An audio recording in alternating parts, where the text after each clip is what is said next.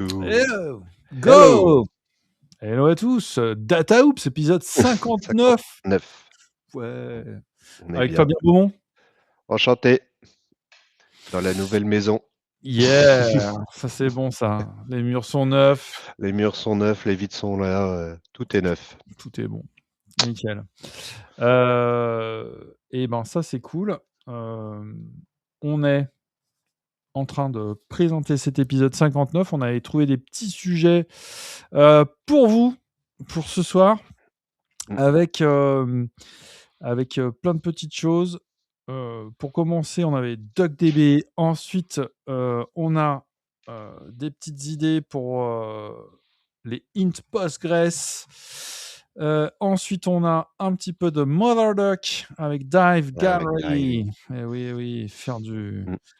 du dashboard as a code. Et puis, on a également Microsoft Microsoft. Fabric Refin, le tout nouveau App Builder AI qui arrive. C'est ça. C'est top. Qui vient juste de sortir. Qui vient juste de sortir. Et bah du coup, hop là, on va passer à ça. Ouh, Mmh. est-ce que c'est possible? Oui, magnifique. Donc on se retrouve sur YouTube maintenant aussi, en même temps Mmh. que sur le podcast. Et donc vous pouvez voir en plus de nous Mmh. écouter. Alors, DuckDB, des nouvelles du canard. Donc DuckDB, les petites nouvelles, c'est DuckDB Lab a changé son nom, devient DuckLab parce que Mmh. il y avait Duck Lake, DuckDB, bon, voilà, DuckLab. Toujours une fondation, a priori. Toujours pas d'envie de vendre, en tout cas par Mmh. les fondateurs. Donc ça continue sur l'open source. Des nouveautés. La principale, celle qui a beaucoup fait parler d'elle, c'est le Quack, le protocole qui transforme votre DuckDB local en client-serveur. Donc DuckDB devient une base de données qui peut être distante et consultable par un client. Et alors, le client aujourd'hui, il n'y en a qu'un, c'est DuckDB lui-même. Hein, donc, c'est des DuckDB qui se Mmh. parlent. Un DuckDB central sur un serveur qui reçoit des connexions de la part de DuckDB clients ailleurs et qui viennent attaquer avec un nouveau protocole, le Quack. Bon, ça, je trouve ça génial. c'est drôle. C'est drôle. Mmh. Le Quack, qui est un protocole basé sur HTTP. Donc, il y a des protocoles plutôt gRPC, d'autres plutôt HTTP. gRPC plus rapide, HTTP un peu plus lent, mais plus passe-partout. Donc là, le choix de l'équipe de DuckLab, ça a été, enfin de DuckDB Team, ça a été HTTP. Mais avec des performances, comme ils ont l'habitude de faire des trucs un petit peu de fou. Sympa. Moi, j'ai trouvé ça sympa pour l'instant. Mmh. On n'est pas sur une base de données enterprise, pas d'authentification compliquée. On est sur juste un password voilà, qui s'échange entre les deux. Il y a une sorte de token. Hein. Il n'y Mmh. a pas d'authentification compliquée. Il n'y a pas de rôle. Il n'y a pas de user, de droit compliqué. Il n'y a pas de RLS. On est sur le début. Mais ça ouvre des portes. Ouais. Donc Après, voilà, on va voir. connaissant les 2 fous furieux qui ont créé Duck, laissons 6 mois à Quack pour que ça devienne quelque chose d'assez intéressant. Bah, c'est un protocole ouvert. La question, ça va être, est-ce que ça va être adopté par rapport à des protocoles un petit peu plus standardisés comme Arrowflight pour l'échange de données. Mmh. Là, il propose quelque chose d'alternatif. Je pense qu'il y a un petit peu plus de fluidité par rapport à l'Aeroflight pour aller encore plus vite. Mais bon, bah, il faudra le temps. Hein, et puis, il est encore en bêta. Hein, il est en preview, Mmh. ce protocole. Donc, on est dans l'œuf, mais c'est sympa. C'est sympa, c'est sympa. Voilà. Qu'est-ce qu'on a de nouveau Eh ben, on a la new feature avec Iceberg. Berg. et la capacité de merge Mmh. qui arrive. Voilà. Bon, et ben, c'est pas mal. Voilà, donc on peut merger des informations dans une table qui existe déjà, donc ça fait une sorte d'update insert, c'est bien. Ouais, ils supportent, ils ont beaucoup intégré de, mmh, pas de nouveautés, mais d'éléments de la dernière version. Voilà, le support de la V3 d'Iceberg, qui fait vraiment pas mal de choses. Ouais, timestamp nanoseconde, format Mmh. variant, qui je suis pas hyper fan du format variant, Moi non plus. à vrai dire. J'ai vu beaucoup de bases se planter sur ce, truc et foutre la merde sur des générations. Je souhaite que ce format disparaisse. Ah! C'est un choix. C'est un choix. Ah, voilà, on peut tout mettre dedans. Bon, après, sinon, il y a le varchar, ça Mmh. marche pas mal aussi. Mais c'est vrai qu'après, il y a des fonctions. Donc, c'est-à-dire que tu peux faire toutes les fonctions un petit peu que tu veux sur ton variant, mais enfin, il faut que Ouais, tu filtres sur tes lignes pour pas tomber sur des trucs qui seraient pas compatibles avec ta fonction. Bon, bref, bon, ouais, je suis pas hyper fan. Au niveau modélisation aussi, ça entraîne des fois des trucs un peu tordus. ça Voilà, bref. ça laisse beaucoup trop de liberté. C'est clair, il vaut mieux vivre avec des chaînes, mais m Mmh. mais hein, comme ça on est un peu contraint et dans la contrainte viennent les bonnes idées. C'est clair. Voilà, DuckDB, voilà, je pense que c'est pas mal déjà, Mmh. sur cette thématique. Heu, donc toujours top DuckDB. Faut suivre Doc, ça bouge tellement, Ça bouge vite, hein, ça bouge vite. ouais, ça bouge vite et si vous regardez pas pendant, 1 mois, les, comment? Ah, pas les apps communautaires, mais, les extensions communautaires, il y en a, plein qui arrivent, et plein de petits trucs qui sont intéressants. Après, mettre en prod, Ouais. mais bon. Là, j'ai un client, un gros client énergéticien qui m'a dit: «Ouais, c'est bon, DuckDB, ça va charger, SQL Server, facile, quoi». Bon, alors l'extension, elle existe, elle est nouvelle, elle est développée par une personne. On a fait des tests d'un tour à travers et bon, ça pose quand même quelques problèmes, quand ils Ouais, génèrent des tables, c'est tout en varchar max, et du coup, ben, c'est pas du tout optimal sur SQL Server. non, La compression colonne, elle est mal gaulée, enfin, l'insertion dedans, ça marche pas très bien, ça compresse pas bien. Bon, pas de parallélisme, c'est pas encore, on va dire, c'est pas encore ça qui est ça. Mais c'est pas bon, encore ça, ça voilà. Alors ça évolue pas vite justement parce que des fois il y a aussi des gens qui font mmh, des extensions pour dire qu'ils font des extensions, pour se faire repérer et puis ensuite, l'extension elle vivote puis elle s'éteint ou elle fait il y en a qui sont très vivantes mmh, et il y en a d'autres qui non, qui non, sont pas hyper vivantes quoi. Donc, autant la Iceberg là, bon là c'est mené par la core team mais, ouais, il y en a qui sont la partie spatiale, je crois, c'est super dynamique ça. ouais. OK. Ensuite, on avait, heu, la l'apparition, Looking Forward donc un article qui parle, des query int. Je sais pas si vous voyez ce que c'est les query int? En base Réexplique-nous ce que ça. allez, OK. En base de données, heu, en base de données, quand on lance une requête SQL, l'optimiseur qui est dans la base de données transforme cette requête en un plan d'exécution. Et ce plan d'exécution, c'est le programme qui va récupérer les données. Ce plan d'exécution, il, il- il est, il est calculé à l'intérieur en fonction de plein de règles dynamiques avec des objectifs de réduction du coût qui sont estimés souvent avant le run. Et cette estimation, par rapport à la réalité, Mmh. elle est quasiment toujours fausse, plus ou moins. Et ce, quelle que soit la base. Dans le monde entier, Il y a pas une base magique qui a trouvé comment, lire l'avenir, pour, déterminer, au bout de 5 jointures avec des tables, combien il resterait de lignes et donc elles font des estimations. Ces estimations sont toujours fausses, plus ou moins et quand elles sont trop fausses, le plan est pourri Ouais.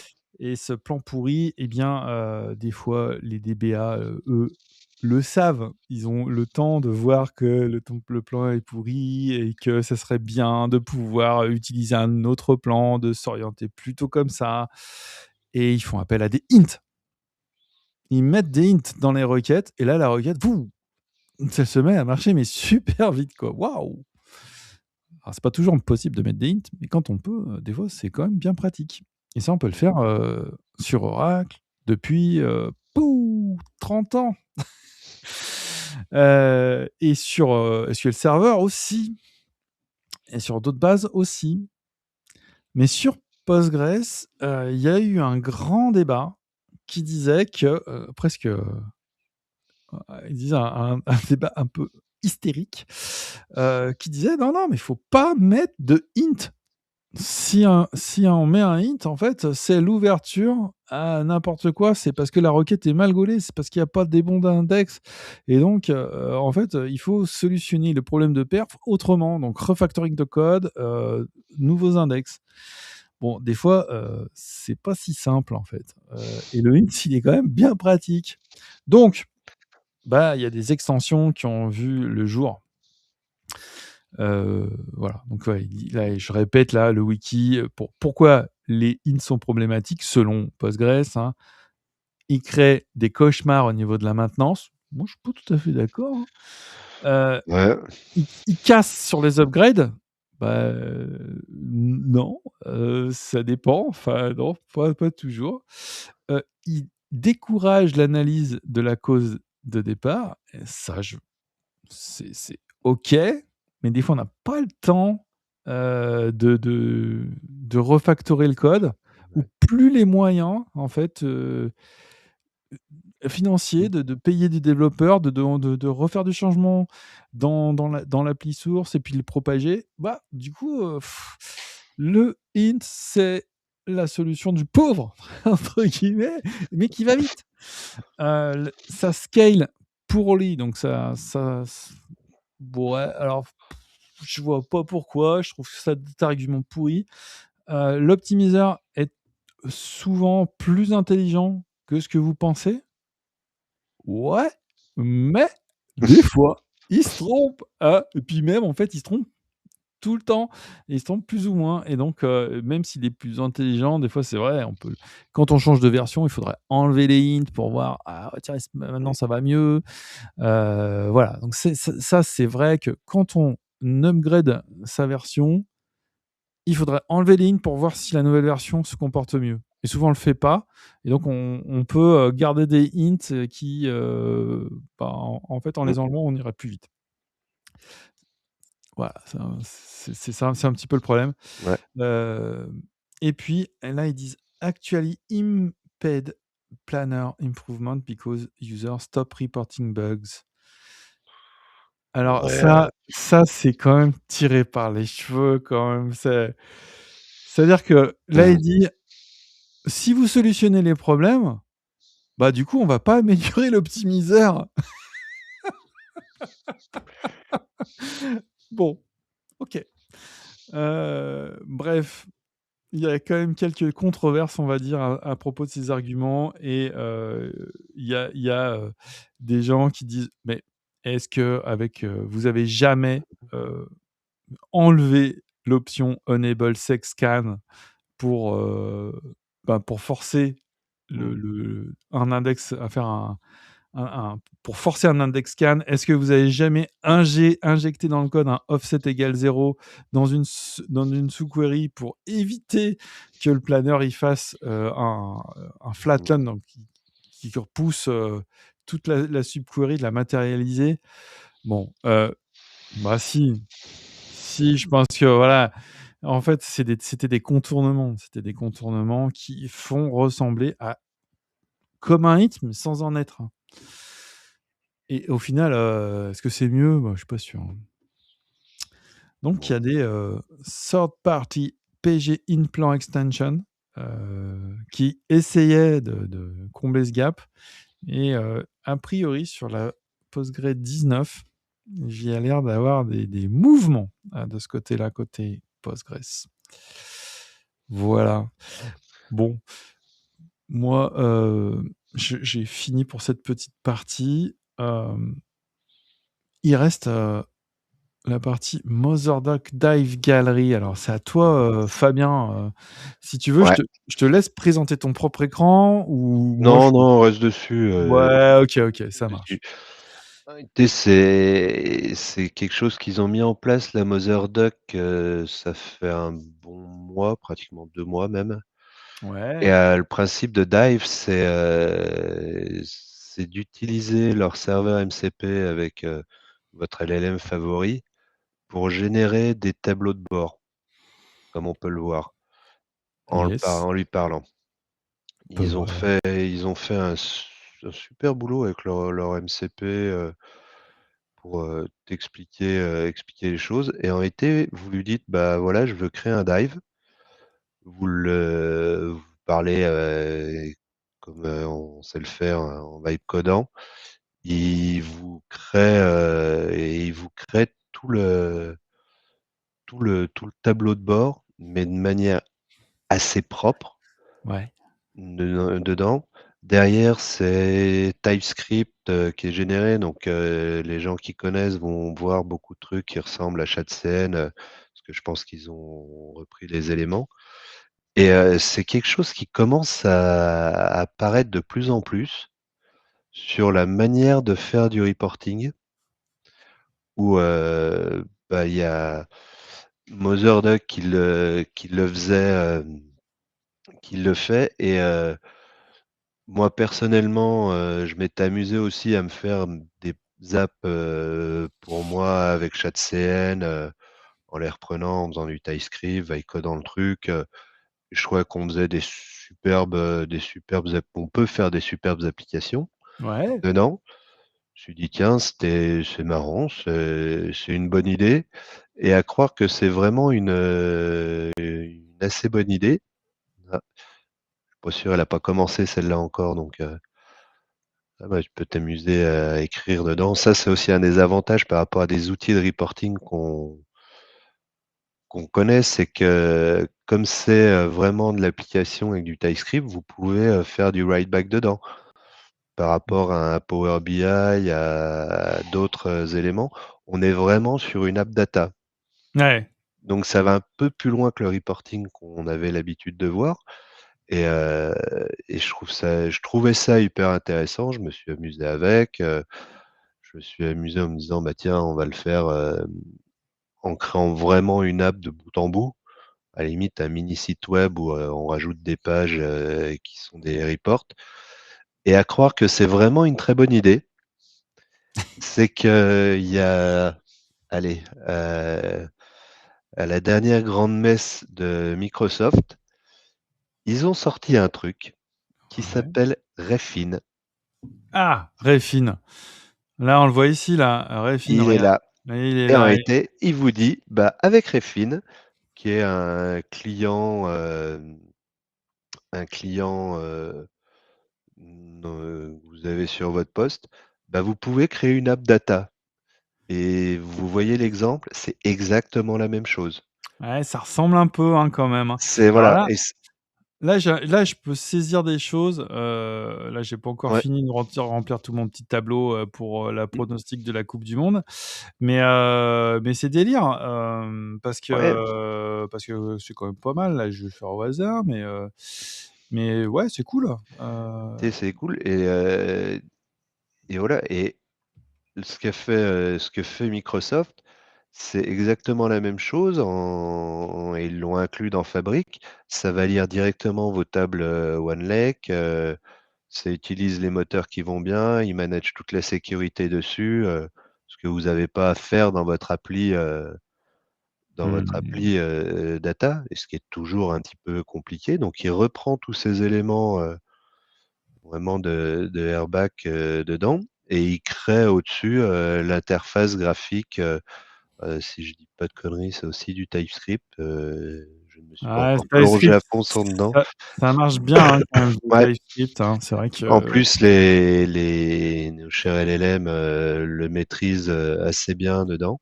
Ouais. Et j'ai l'impression, comme ça commence à devenir un peu ce qui va faire disparaître le reporting. Le dashboard classique qu'on Le connaît. dashboard, voilà, où on Au revoir connaît Power BI. Au revoir Power en BI. ouais. Non. Parce que ça va être. Franchement, Ouais. Bon. et c'est là toute la discussion et toute la réflexion Mm. que je me pose quand j'ai, quelques temps pour réfléchir, c'est de dire: «Bah, franchement, ouais, c'est plus joli. Ouais, on peut le faire, sans avoir de notion de développement parce qu'on laisse le LLM le faire». C'est des éléments qui sont, connus, vous prenez, une librairie comme Shapsen, tout le monde sait l'utiliser, on recrée des il y a plein de gens qui s'amusent à recréer des éléments, dedans qu'on peut récupérer. Donc on va arriver à des vrais app data. Si vous utilisez typiquement un copilote, et vous lui dites: «Bah, vas-y, je te pose 3 questions sur ce que j'ai et puis tu peux me faire un graphique», c'est déjà ce qu'il est en train de faire. Donc quelque part, nos amis, nos agents IA, qui connaissent, comment ça fonctionne, comment on lui dit de faire les choses proprement, bah, je me demande si on va encore avoir besoin de personnes qui vont développer de l'interface graphique. Tu veux dire du dashboarding? Ouais, du dashboarding, ça existera toujours. On aura toujours besoin de dashboards, je dirais, standards, institutionnels, où tout le monde va devoir les utiliser, mais franchement les développer, la En question est ouverte. En tout cas, la question, mérite d'être posée. J'ai une Mmh, position un peu mitigée, moi, je pense, sur la question parce que, il faut quand même maîtriser les chiffres. Bon, alors là, le business, c'est ceux qui maîtrisent le mieux les chiffres. Ils peuvent mmh, dire: «Ouais, le chiffre est bon, le chiffre est pas bon, attends, il y a quelque mmh. chose, il faut que tu refiltres là, machin, ah oui». Mais est-ce que recréer des dashboards à chaque, besoin, ça va pas être un petit peu longuet à la longue, hein? Parce que, ce qu'il faut Ouais, mais voir, c'est une équipe BI, elle mmh, peut distribuer, 5 personnes d'une équipe BI, elle peut distribuer des dashboards sur 10 000 personnes, hein. Et mmh. donc, ça évite, à 10 000 personnes de fabriquer, des dashboards. Après, effectivement, des fois, il y a des besoins un peu particuliers qui sont justement éludés parce que, bah, ça ferait trop de travail Ouais, à ces 5 personnes. Donc, est-ce que en partant d'un socle, d'une template, de quelque chose de déjà à peu près fabriqué, on pourrait, faire des variations? Ça peut être intéressant. En tout ça cas, peut c'est sûr que ce qui est pas mal, c'est que, en à mon avis, hein, ce qui va un petit peu attaquer le business des tableaux Power BI et tutti quanti, c'est toutes les sociétés qui veulent, mettre en place du dashboard, pour leurs clients et qui vont pas vouloir, payer le comment dire? Un coût ouais. élevé pour distribuer du dashboard, alors Mmh, qu'en fait, elles pourraient le faire avec un dashboard TypeScript et dire: mmh. «OK, en fait, voilà, c'est fini». Hem, OK. Ouais. Ah, après voilà, Après, faut voir comment ça va évoluer, dedans, mais c'est assez impressionnant, je trouve depuis, ouais, 6 mois, 1 an, vraiment 6 mois. Toute l'intégration de l'IA dans la data où, bah, on va faire maintenant on fait pratiquement du reporting, on fait du reporting avec l'IA comme ça, on redonne vraiment la main à l'utilisateur pour faire des choses qui sont assez propres, je trouve. ouais. Si vous avez un peu de bon goût, c'est après, les goûts et les couleurs, voilà. Mais ça devient très simple de faire quelque chose. Je parle même pas de la partie, vraiment, même sur d'extract and load, ce genre de choses-là, si à un moment vous voulez en faire, vous faites du script Python avec la librairie DLT, vous lui donnez la doc, en plus ils font des templates, vous avez même pas besoin de savoir coder en Python. Ouais. Ça le génère très, très rapidement. Je trouve qu'on a un gain de productivité qui est hyper impressionnant, avec ces outils-là. Je mettrai toujours une nuance Mmh. et c'est ce que je dis, quand je parle de l'IA. Quand moi je l'utilise, c'est comme si j'avais 20 indiens hyper doués qui codaient pour moi. Ça va super vite, sauf que c'est 20 indiens. J'ai rien contre les indiens, mais faut savoir vraiment les manager, faut gérer le truc, faut savoir aussi relire un peu ce que fait, votre IA quand vous la codez parce que parfois il part un peu en live et si vous voulez avoir une prod spaghetti qui fait n'importe quoi et vous osez pas la toucher s'il y a un bug, c'est le meilleur moyen. Va falloir quand même le maîtriser, savoir ce qui est écrit, être sûr qu'il fait pas tout et n'importe quoi, lui demander de factoriser quelquefois parce que on lui donne un nouveau truc à faire, bah, il refait tout. Non, mais c'est bon, tu as déjà une connexion qui existe là, tu as déjà un truc qui existe là, reprends-les, mets-toi dessus, c'est juste une petite évolution. Ouais. Donc il y a cette partie-là, ça va être super, ça va être génial. On va pouvoir vraiment faire du self-service BI maintenant, parce que l'utilisateur, on n'aura pas besoin de compétences. On aura, je pense, toujours besoin de gens qui savent développer, qui savent utiliser la donnée de bout en bout, qui se dire: «Bah, OK, ton rapport, tu l'as fait, il est magnifique, l'IA, il l'a développé avec toi, c'est super bien. On va regarder ce qui est fait, on va le refactoriser, on va faire gaffe qu'il y ait pas de quelques trous, dedans». Donc notre métier n'est pas mort, je ne pense pas encore, mmh, mais j'ai peur pour les juniors qui arrivent, sur le marché, qui ne fassent que coder avec de l'IA et qui comprennent pas ce qu'il y a derrière. Ouais. Alors, je pense qu'en fait, on est effectivement Mmh. Un ventre mou. dans un switch là. Ouais. Je pense que c'est possible Mmh. que ça soit comme tu dis, un Mmh. lancement sans tout comprendre. Il faut que les seniors, ils aident, je pense, les juniors à monter en compétences, en fait, Ouais, ouais, sur c'est ce ça. sujet-là, quoi. Et si s'ils arrivent à le faire, je pense que c'est intéressant Mmh. d'exploiter l'IA. Moi, je vois, Mmh. quand tu lui dis: «Ouais, optimise-moi Mmh. cette requête», l'IA, elle fait quelque chose, mais c'est pas aussi bien que si tu lui dis: «OK, cette requête, elle est pourrie à cause de ça, ça, ça, ça. Il faudrait que tu me fasses ça, ça, ça, s'il te plaît». Et là, Mmh. en fait, bah, tu as déj tu un 1 jet, mais qui Amener est ouais, magnifique, quoi. c'est Voilà. ça. J'ai dit: «Les 20 indiens, optimise». Bah, ouais, ils vont faire un truc. Ah pouf! Ah mais pour aider l'IA, il faut lui dire ce qui va pas. Faut pas lui Ouais. dire: «Optimise-moi», faut lui Mmh. dire: «Voilà la situation dans laquelle je suis», parce qu'elle le voit pas forcément, et Mmh. donc il faudrait que tu m'aides, par rapport à ce code pour l'optimiser. Et en ayant donné cette information de contexte que l'IA n'a pas toujours, tu peux faire des trucs Ouais, ouais. super chouettes, quoi, super chouettes. Ouais, tout à fait. OK. Mais Et voilà. alors, top, je sais pas combien de temps on est là, ça fait 29 minutes, bah, c'est tranquille. Ouais. Je voulais vous montrer, tiens, je suis Mmh. parti sur le développement, le co-développement, avec Eric Darling de Performance Studio.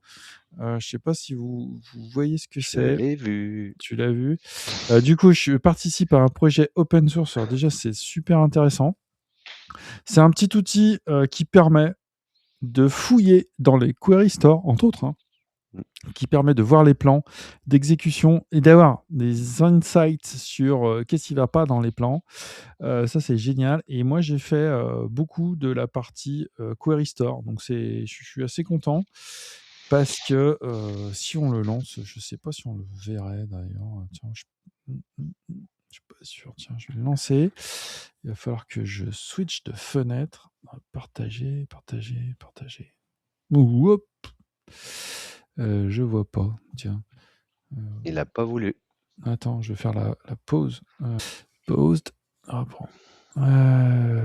C'est ça. Customize. Replace. Hop. Et là, je fais screen share. Ah. T'en veux Non. pas? Ouais, il veut pas. Attends, pourquoi il veut pas me le faire? Je suis dégoûté. On est quand même meilleur en SQL qu'en manipulation de. Ouais. Ça, je suis d'accord. T'as pas tort. Attends, j'essaye. Screen share. Hop. Oui, allez, OK. Et là, je fais Windows et je montre ça. Celle-ci. Allez, c'est parti. Ouais. Voilà. Oh, c'est trop bien. Ça, c'est cool, ça. Est-ce que je peux rentrer en full screen, ça? Non. Ouais. Et ben voilà. Donc là, c'est cool. J'ai fait un. Attends, tiens-toi bien, mon ami. Ce qui est pas cool dans le Query Store, c'est que tu vois les performances d'une seule base de données. Mais quand tu es sur une Oui, instance qui a plein de bases, toi, tu as envie de savoir laquelle qui va pas. Et là, c'est ça. j'ai fait le premier multi-query store et qui interroge tous les query stores de ta base de données et qui te dit ouais, c'est cette base-là, à ce moment-là, qui consomme le plus en durée, en exécution, en read, en machin. Et après, une fois que tu es là, tu peux lui dire OK, ben, je veux drill down sur ma base et tu retrouves, poum, toutes les queries qui sont pas top. Tu peux aller les voir en détail. Tu peux aller voir leur historique, donc leur historique profond, tout leur historique, avec leur plan en historique, tout ça, tout le bordel. Tu peux aller voir les plans d'exécution, loader les plans, voir ce qui va pas. Et tu peux rejouer. Alors là, c'est un truc de fou qu'a fait Eric, qui est génial. C'est que tu peux rejouer ta requête et tu as le plan d'exécution réel. Et moi, j'ai mis les petites couleurs. Et les petites couleurs, c'est l'écart entre l'estimé et le réel. Et tu as des couleurs rouges parce qu'ils surestiment et tu as des couleurs bleues parce qu'ils sous-estiment. Et on voit souvent du rouge ou du bleu, quoi qu'il arrive, dans un plan. Et c'est ce que je vous disais, c'est plus ou moins. Hein, quand c'est pas trop en écart, on laisse en gris, mais quand il y a beaucoup d'écart, on met en jaune. Enfin, il y a vraiment énormément d'écart, on met en rouge. Et comme ça, on voit les problèmes Qui arrive. d'écart. Voilà, et puis on a les insights, on peut voir le human advice. Le human advice, il vous dit ah, écoute, il y a ça qui se passe, le nœud 0 là, il passe beaucoup de temps, c'est celui-ci. Et ensuite, qu'est-ce qu'il faudrait que tu fasses? Voilà, il y a des alertes. Et si tu travailles, après sur les gros plans, il peut te dire ouais, si tu travailles sur ça, tu peux gagner tant de pourcents. Sur ton traitement. Alors là, c'est un traitement de 150 millisecondes, tout le monde s'en fout. Mais sur des gros traitements, tu es bien content de le savoir. Tu peux donner, si tu veux, une requête. Il te la formate, ça c'est bien, je suis content. C'est moi qui l'ai fait, le formatage. J'ai fait ça, en 2 soirées. Et Microsoft vient de sortir ça sur SSMS 22.7 au bout de 30 ans. Donc je suis content. Parfois, ils sont un peu à la bourre sur certains trucs, Microsoft. Non, bah non, attends, c'est pas comme s'il y avait des milliers de DBA, de développeurs qui avaient dit vous pouvez pas nous foutre un truc de formatage, quoi, parce que des fois on a des requêtes, c'est pourri quand même à lire. Bah, tout le monde le faisait, mais pas eux, quoi. Bon, allez, c'est pas grave. Je sais pas si tu as vu d'ailleurs. Oula, tiens, j'ai fermé ma Ouais. fenêtre. Oula, on est à fond là. Hop là, je reviens en arrière. Je fais comme ça. Paf. Démo screen. Hop. Screen, hein, je vais faire celui-ci. Paf. Je sais pas si tu avais vu maintenant sur SSMS, SQL Server, parce que je crache sur Microsoft, mais quand même il y a des trucs sympas. Tu peux faire du group by schéma. Du groupe by schéma. Ouais, Ouais, alors attends, je te montre un où ça va marcher. Tu vois là, j'ai plusieurs schémas là. Ouais. Toutes les tables, elles sont mises à plat là. Bon, tu cliques là, pouf, pouf. Ouais, je redescends. Bon, c'est pas encore un TPCH copy. Hop. Et là, je vois DBO. Tiens, les tables de DBO et puis les trucs de DBO. Ah, tiens, Et il y a il un le autre. faisait pas avant ça? Eh ben non. Tous les gens qui étaient sur des beavers, ils disaient mais pourquoi Bah oui. vous avez pas ça sous SSMS et tout, c'est quand même pratique. Et bah voilà, ça y est, ça y est. Comme quoi, il progresse, il progresse. Eh oui, l'IA aide à développer plus vite. Même les grands, même les grands. Bah, c'est clair. Ouais, il y a du copilote maintenant, tu peux mettre du copilote chat directement, et là, puis tu peux chatter Voilà. avec tes data, avec ta base. C'est fun. Puis vu le prix du token comme ils l'ont remonté, Je vois pas de quoi tu parles, Fabien. J'ai pas de, j'ai pas eu d'infos à ce sujet-là. légèrement. Ah ouais. Mais bon. Voilà. Et nous, le blog art.io, ben, on est toujours en train de faire des innovations. FastBCP va devenir l'outil le plus rapide du monde pour faire des exports vers parquet. On était déjà les meilleurs. On va devenir 2 fois et demi meilleurs que nous-mêmes. Ça y est. Ouais, parce que on a développé. Ça va sortir. On va sortir du coup la version 1.0 de FastBCP là dans la semaine qui vient là. On a développé nos propres drivers ADBC pour SQL Server. Des drivers qu'on a mis 1 an à travailler, 1 an avec l'IA pour fabriquer un driver avec 600 tests pour valider que les données qui sortent en TDS de SQL Server sont bien traduites correctement. Et derrière, on a des perfs de malade, quoi. C'est-à-dire que on sortait sur nos machines le orders, donc 15 millions de lignes, 9 colonnes sur le TPCH SF10. Il y a 1 an, en 10 secondes, on avait fait des améliorations et tout. On améliorait, on était arrivé à 4 secondes 5 pour sortir ces mêmes données. Et avec notre nouveau driver, notre nouvelle façon d'exporter, on descend à 1 seconde 5. L'export, c'est 15 millions de lignes. Donc, c'est plus rapide que notre export CSV. C'est-à-dire que l'export parquet, il est extrêmement performant maintenant. Là, on arrive à des... sur ma machine, hein, donc c'est un serveur, enfin c'est un serveur, c'est un laptop costaud. Hein. On sort à plus de 70 millions de cellules secondes. Je vous laisse faire le math, comme on dit, do the math. Réfléchissez sur vos propres tables et ça va très vite, quoi. Ça va vraiment très vite. Je pense que bon,